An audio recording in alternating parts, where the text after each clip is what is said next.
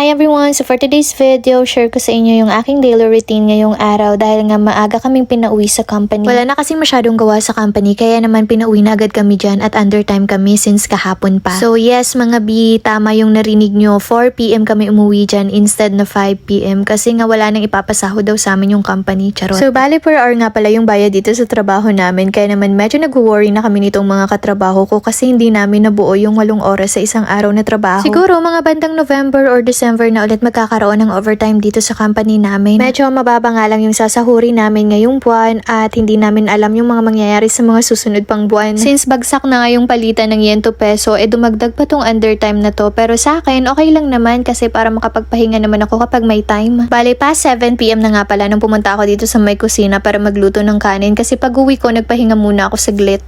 Nakita ko nga si Rina nagluluto ng favorite niyang spaghetti kaya naman chinika ko muna habang kumakain itong tinapay na favorite ko. At eto nga pala yung natirang kanin ko kahapon. Bali, 2 takal lang pala yung sinasaing ko everyday. At since last day of work nga namin dyan tomorrow, 1 takal na lang pala yung sinaing ko kasi for sure hindi ko naman to mauubos. Bali, sa kalan lang pala ako nagsasaing ng kanin kasi ayoko ng rice cooker masyadong matagal at minsan hindi ko na kaya yung gutom. Kapag dito sa kalan kasi ako nagsaing, sobrang bilis lang talaga maluto at maya-maya makakakain na ulit ako. Pero since diet nga ako ngayong araw, tinapay lang ang kinain ko. At habang nagluluto nga ako dyan, ay sinabay ko na ang paglagay nitong cream treatment ko sa mga allergies ko. Grabe guys, hanggang ngayon hindi ko pa rin ma-find out kung allergies pa to kasi umpisa nung pumunta ako dito sa Japan, sobrang dumami talaga to as in. Grabe kasi halos buong katawan ko meron talaga nito sa magkabilang braso ko at magkabilang legs kaya naman last week nagpa-check up na agad ako sa dermatology. Actually, unang taon ko pa lang dito sa Japan, nagkaroon agad ako neto pero inignore ko lang pero ngayon talaga hindi na ako natutuwa at medyo nagkakaroon na ako ng insecurity sa sarili ko. Nakakawala kasi talaga ng confident kapag meron kang mga ganitong allergies, hindi mo malaman kung saan ang galing. Actually, hindi nga lang ako nakakapansin nito, pati itong mga kasama ko, kaya pinush na talaga ako nilang magpa-check up para ma-find out ko at magamot ko na agad. Hindi ko nga alam or sure kung keratosis pilaris yung pangalan nito kasi nung nag-search ako sa Google, ganito yung lumabas na pangalan. So, bago nga pala ako nagpa-check up talaga dyan sa dermatologist, ay nag-try muna ako ng iba't ibang klase ng cream at treatment para magamot tong allergies pero hindi talaga matanggal. Napansin ko nga, every time na nagpapalit yung weather dito sa Japan, nagkakaroon agad ako ng allergy kaya naman lahat na ng lotion na try ko na dito pero hindi pa rin effective. Kaya naman hindi na ako gumagamit ng lotion ngayon, aloe vera gel cream na lang yung lagi kong ginagamit. Doon lang kasi talaga nahiyang yung skin ko, gusto ko ang mag-try ng mga lotion na pampaputi pero hindi ko talaga magawa kasi nga every time na gumagamit ako hindi talaga siya masyadong hiyang at nagkakaroon agad ako ng allergy. Pala, ito nga pala yung itsura nung allergy ko 2 weeks ago, ibang allergy naman yan at ibang allergy naman ngayon yung meron sa skin ko. Grabe, sobrang sensitive talaga ng skin ko umpisa nung pumunta ako dito sa Japan kaya naman kapag umuwi ako ng Pinas, feeling ko mawawala na agad to. Balay, natapos na nga ako dyan magluto at kumain ako nitong dinner na binigay ni Rina na spaghetti. Di na kasi ako masyadong kumakain ng kanin sa gabi kasi ang hirap pa naman magpapayat. Pero minsan talaga kapag tinatamaan ako ng acidity ko at umaabot ako ng 12 AM nagising pa, napapakain talaga ako ng wala sa oras. Ang hirap pa naman kapag tinatamaan ako ng acidity kasi wala talaga akong tulog, almost 24 hours pero nakakapasok pa ako nito sa trabaho.